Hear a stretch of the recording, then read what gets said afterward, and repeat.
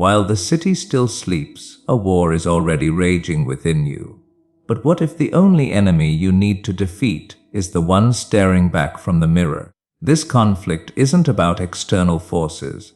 It's the eternal clash between who you are today and the person you are meant to become. It's the fight between lazy comfort and relentless discipline, between fleeting pleasure and lasting achievement, between growth and stagnation. There is no outside opponent in this arena. The battlefield is your mind, and the two armies are both you. So, which version of you will claim victory today? One voice is a soothing whisper, a gentle lullaby that says, "Just rest a little longer. You deserve it." It's the part of you that seeks comfort and avoids pain. But then there is another voice, a fierce, demanding echo that shakes you awake at dawn. It snarls, "Rise now! You are capable of more. You must push harder." This is the voice you often hide from, yet it is the very one you must learn to obey. Every decision you make is not just about the moment. Your aspirations are on the line. Your vision for the future is at stake. Your liberty hangs in the balance. There will be storms. There will be long, lonely nights. But external conditions do not dictate your actions. You are the commander. You choose your response. You govern your emotions. You master your attitude. You must reign over yourself. This is a question of identity. Do you truly know who you are? You must understand your essence. You must recognize your strength. You must believe in your ability and your inherent power. You shape your fate. You design your tomorrow. You must command your steps and execute the plan. Regardless of the obstacles, irrespective of how you feel, no matter the difficulty, you must engage. You must persevere. You must scratch and fight. And you must advance. You must show up daily. Perform one action that pulls you closer to your objective, that keeps your ambition burning and clear. However tiny or seemingly irrelevant that effort appears, embrace it. Do it. I don't care how insignificant it seems. I don't care how microscopic the advance is, but you must make progress. Move ahead and do this consistently, without exception. This is about measuring your potential against your output. It's you versus your own capabilities. Challenge yourself. How much dedication did you invest? And weigh it against what you know you can achieve. One advance, one minor triumph, one choice to continue. The greater the energy you pour in, the more ground you will gain. Going soft on yourself helps no one, not you, not your loved ones. You must dedicate. You must remain on the course. I am striving to be the ultimate version of myself, the most resilient, the quickest, the finest individual I can possibly be. That is my sole target. Pain is certain, but misery is a choice. No one will be more critical of you than you. Each morning when you open your eyes, your first thought should be, "Today, I fight myself." To secure constant victory, your consciousness must dominate. You must declare, "I am in charge here." This will be difficult. Every day will be a struggle. And I will embrace that to improve. This applies to everything, from your first drink of water to your study sessions, from your exercise routine to your nutrition, from your professional conduct to your personal integrity. Each day of your existence, you are engaging in these skirmishes, and each day you rise, it is hard. But when it concludes, you feel empowered. It's tough. You feel stronger. It's arduous. You feel elevated. With every move I make, I tell myself, all right, you're facing the beast again. You must apply pressure to your thoughts and your creativity to extract outcomes, to liberate your potential. If you wish to avoid stagnation, you must act each day, every single day. If you want to evolve, if you want to enhance, if you want to begin a fitness regimen or a healthier eating plan or launch an enterprise, if you want to author a book or produce a film or construct a home or develop software, where do you begin? You begin right where you are. When do you begin? You begin at this instant. You must ensure your thinking does not weaken. When it hurts, when it aches, all it desires is an escape route, which typically means surrender. If you yield, the discomfort vanishes instantly. You must supply your psyche with sufficient drive and stamina to endure just a bit longer, to persuade yourself to see it through entirely. In that instant of our deepest struggle, We erase all the accumulation that brought us to this point. We forget the path we traveled to reach this crossroads to make the correct choice. We forget the pre-dawn workouts or the early rises for duty or whatever your endeavor. We forget all of it. In that moment of agony, I recall all those victorious days. I trained in the downpour or I studied into the early hours when I lacked the desire, but I did it to arrive here. Now you are here and you consider quitting. No, you must not surrender now. You must reach a level where you are trained.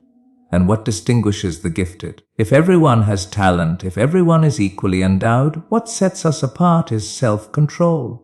If everyone could simply admit, this is where I am failing. This week I will begin addressing it, and the next week I will grow more robust, and the week after I will grow even stronger. I want you to conquer the day. I want you to conquer the morning. I want you to conquer the hour. I want us to conquer the week. I want us to conquer the month. Suppose you dislike rising early to run. I run daily and I despise it. You log those long, grueling distances. It is the activity I loathe the most, and I perform it as if I adore it. Over time, your brain resists, but it begins to accept this as a novel pattern. You endure discomfort to acquire expansion. You must encounter resistance in your life to acquire growth. Through running, I toughen my mentality. I am not preparing for a competition. I am preparing for existence. It was only when I adopted that mindset that I transformed into a person of substance. Instead of avoiding the tasks you dread, you confront them and begin to accumulate more and more development in your life. You do not improve on the sofa. You improve by showing up and putting in the work day after day after day. Hold yourself answerable. And when you fall short, be truthful enough to admit you are not fulfilling your commitments. Do not anticipate others to hold you to account like you hold yourself, because no one is aware of your private actions. No one can accompany you every moment. And then, care for yourself sufficiently to overcome that barrier you face, to move past that hurt so you can ultimately reach your triumph. What motivates you to leave your bed? What drives you off the couch? What propels you into the gym? It is not your clock. It is not your family. It is not your companions. It is you. The only person who can manifest your destiny is you. It is challenging to be guided by your doubts. I am not capable. I am not intelligent enough. I did not attend the elite academy. I lack the funds. But, if you ever intend to step into your tomorrow, if you ever plan to enter your calling, you must move past your buts. And that is what a self-pity session is. When you have an untrained mind and you dwell on the incorrect thoughts repeatedly. If you must host a pity party, I allow you 3 days maximum. After 3 days, you silence the complaints, you stop feeling sorry for yourself, and you devise a strategy. Do I merely sit and accept defeat? No, I declare, this ends now, and I resolve to transform, and I persist until I achieve it. You pursue what you feel you have earned until you obtain it. And it is irrelevant what occurs to you. It is irrelevant how many times you have been dismissed. It is irrelevant how many people doubt you. You simply continue until you succeed. Some of you need to become wary. You need to be exhausted by your current reality. Become wary of your routines. Become wary of the behaviors you repeat daily. You must transform or nothing will change. I awakened one day and ceased offering alibis. I awakened one day and ceased the accusation game. I awakened one day and gazed at the reflection and said, "Hey, what are you doing?"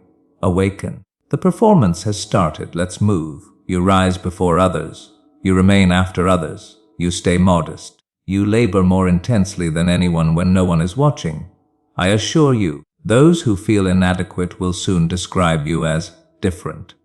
He is built differently. That should be your description because others feel insecure about themselves. Your life is precisely what you have chosen because each day you have had decisions to make. You are liable and trustworthy for every decision. You selected the choices, so you steer you. This planet will not grant you what you merit. This planet will grant you what you earn. Victory is not faithful to you. It does not care about you. Victory does not care about your soreness. Victory does not care about your rest. Victory does not care about your effort at times. Victory demands your entirety and then extra, and it guarantees you nothing. It is a genius at generating fear and uncertainty in your psyche. It creates obstacle after obstacle. So the inquiry is not about victory. The inquiry is, are you prepared to persist when the finish line is unseen? And why pursue this thing called winning? Because the only assurance in life if you do not pursue it is defeat. Now is the moment to labor. Now is the moment to demonstrate to the universe that I exist for a reason. Eliminate all escape routes, and you will discover a path. Your greatest growth awaits on the other side of resistance. This is the fundamental knowledge that ignites all motivation. Understanding that your power was within you all along, waiting for you to decide to use it. The war ends when you stop fighting against yourself and start fighting for the greatness you were born to embody. Your victory was never out there. It was always in here, in the choice to rise, to act, and to become.